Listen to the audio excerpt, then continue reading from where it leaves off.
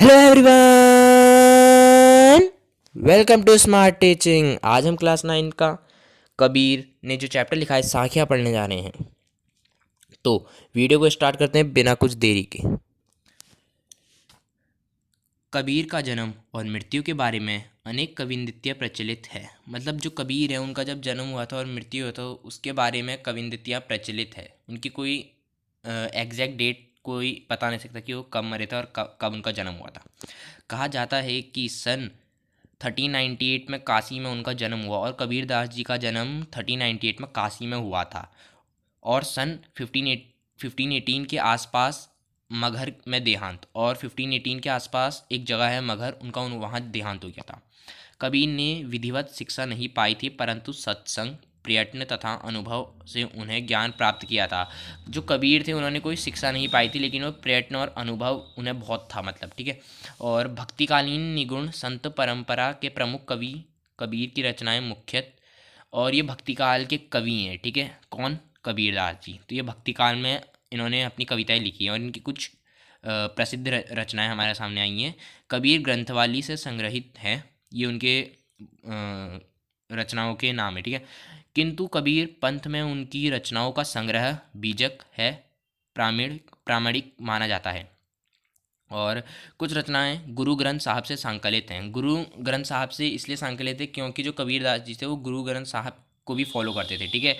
कबीर अत्यंत उदार, निर्भय तथा सद्गृहस्थ संत थे, ठीक है। ये अत्यंत उदार थे, निर्भय थे, दयालु थे और अच्छे और सद्गृहस्थ संत थे, ठीक है। ये संत थे। राम और रहीम की एकता में विश्वास रखने वाले कबीर ने ईश्वर के नाम पर चलने वाले हर तरह के पाखंड, भेदभाव और कर्मकांड का खंडन किया। जो कबीर थे ना, वो राम और रहीम पे बिल्कुल भी भेदभाव नहीं करते थे, और वो अपनी कविताओं के माध्यम से जो बाकी पाखंड होता था, भेदभाव होता था, उन सब का उल्लेख करते थे। मतलब उन सबको बंद करना चाहते थे, ठीक है, ना भेदभाव करना चाहिए। ईश्वर प्रेम, ज्ञान तथा वैराग्य, गुरु भक्ति, सत्संग और साधु महिमा के साथ आत्मबोध और जगतबोध की अव्यभक्ति व्यक्ति उनके काव्य में हुई है, ठीक है। कबीर की भाषा की सहजता की उनकी काव्यात्मकता की शक्ति है। जो कबीर की भाषा है ना वो थोड़ी सहज है, ठीक है। जो अपनी कविता में लिखते हैं वो सहज भाषा में लिखते हैं। जन भाषा के निकट होने के कारण उनकी काव्य भाषा में दार्शनिक चिंतन के सरल ढंग से व्यक्त करने की ताकत है। जो वो लिखते हैं वो, मतलब जो अपनी काव्य भाषा में लिखते हैं उसका वो अपनी जो उनकी चिंता है वो उसको अपनी कविता में लिखते हैं, ठीक है। तो अब हम आते हैं आपके कबीरदास के साखियों चैप्टर में, ठीक है। मान सरोवर सुभर जल, हंसा केल ही कराई, मुक्ता फल मुक्ता चुगे, अब उड़ी अनंत न जाई। कबीर कहते हैं कि मेरा मन शुद्ध भक्ति के जल से भरा हुआ है, और उस जल में हंसा रूपी आत्मा, जो कवि की हंस रूपी आत्मा है, वो उसमें केली कर रही है। मतलब केली मतलब खेल रही है, क्रीड़ा कर रही है, ठीक है। हाँ, और वो मोक्ष के फलों को, मोक्ष की जो उन्हें प्राप्ति हुई है, वो मोक्ष के फलों को चुग रहे हैं। मतलब एक एक दाना उसका खा रहे हैं, ठीक है। और अब वो उस मोह माया में पड़ चुके हैं कि अब वो मुक्त होकर अब इस जाल से, इस मोक्ष के फल से, और जो उसमें वो क्रीड़ा कर रहे हैं, अब उससे वो उड़ना नहीं चाहते। वो इस मोह माया में फंस चुके हैं, ठीक है। अब प्रेमी ढूंढत मैं फिरो, प्रेमी मिले ना कोई, प्रेमी को प्रेमी मिले, सब विश्व अमृत होगी। इस पंक्तियों में कबीरदास जी कहते हैं कि प्रेमी मतलब यानी ईश्वर को ढूंढना चाहते हैं, ठीक है। एक प्रेमी ईश्वर को ढूंढ रहा है और वो बड़ी मुश्किल हो रही है उसे, उन्हें ढूंढने में। वे उसे ढूंढते फिर रहे हैं, परंतु वह उन्हें मिले नहीं। वो कबीरदास जी उन्हें ढूंढ रहे हैं, इधर उधर फिर रहे हैं, लेकिन ईश्वर उन्हें मिल ही नहीं रहे हैं। प्रेमी रूपी ईश्वर मिल जाने पर उनका सारा विष यानी कष्ट, जो यहाँ पर विष है ये कष्ट है, ठीक है। अगर उनको प्रेमी मिल जाएंगे तो जो उनका कष्ट है, मतलब जो विष को यहाँ कष्ट है, जो उनका कष्ट है वो सुख में बदल जाएगा, अमृत हो जाएगा, ठीक है। वो हस्ती चढ़िए ज्ञान को, सहज दुलीचा डारी, स्वान रूप संसार है, भूकन दे झक मारी। इन पंक्तियों में कबीरदास जी कहते हैं कि व्यक्ति को ज्ञान रूपी हाथी की सवारी करनी चाहिए, ठीक है, और सहज साधना रूपी गुलीचा बिछाना चाहिए, ठीक है। जो व्यक्ति है उसे ज्ञान के हाथी की सवारी करनी चाहिए और एक दुलीचा बिछाना चाहिए, ठीक है। जो पूरा संसार है उन्हें कबीरदास जी बोल रहे हैं कि वो भौंकते रहेंगे, पूरे संसार को वह एक कुत्ते की तरह दिखा रहे हैं, ठीक है। पूरे जब भी तुम उस हाथी पे बैठ के इधर उधर चलोगे तो पूरा संसार तुम पे भौंकेगा और कुछ देर बाद भौंकने के बाद वह झक मार के बैठ जाएगा, ठीक है, वो कुछ नहीं करेगा उसके बाद।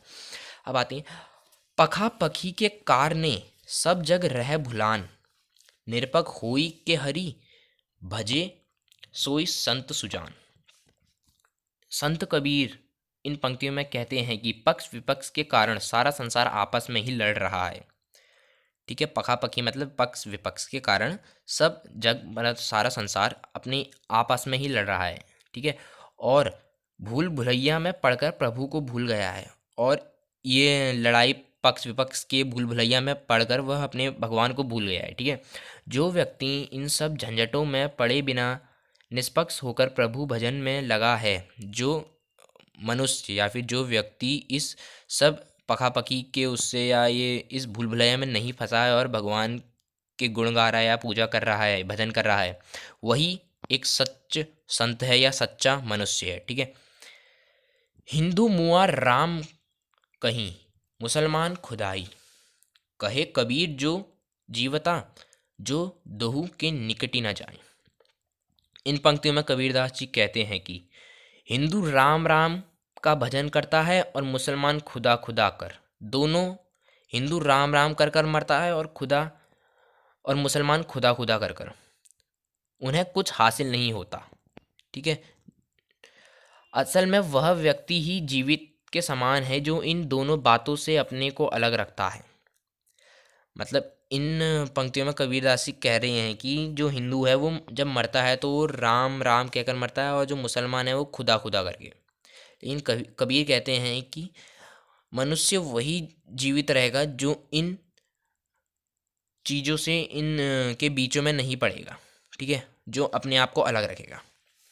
बातें हैं, काबा फिरी काशी भया, रमही भया रहीम, मोट चून मैदा भया, बैठ ठीक कबीरा जिम। अब इन पंक्तियों में कबीरदास जी कहते हैं कि मैं काबा भी घूम आया हूँ और काशी भी, ठीक है। राम ही रहीम है और रहीम ही राम है। कबीरदास जी कह रहे हैं कि वो काबा भी घूम आए हैं और काशी भी, ठीक है, दोनों ही हिंदू मुस्लिम के फेमस प्रसिद्ध स्थान हैं, ठीक है। और वो बोलते हैं कि रहीम ही राम है और राम ही रहीम है, ठीक है, मतलब दोनों ही एक ही भगवान है, कोई अलग अलग भगवान नहीं है। मोट चून मैदा भया, बैठ ही कबीर जिम। जैसे जिस प्रकार गेहूं पीसने से आटा बनता है तथा बारीक पीसने से मैदा, ठीक है, परंतु दोनों ही खाने का प्रयोग में ही लाए जाते हैं, इसलिए दोनों ही अर्थों में आप प्रभु के ही दर्शन करेंगे। चाहे आप काबा जाएं, चाहे आप कासीम जाएं, चाहे आप रहीम की पूजा करें, चाहे आप राम की पूजा करें, दोनों एक ही हैं।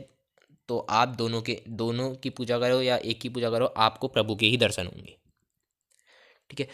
ऊंचे कुल का जन्मया, जय करनी उच्च ना हुई, सुबरन कलश सुरा भरा, साधु निंदा सोई।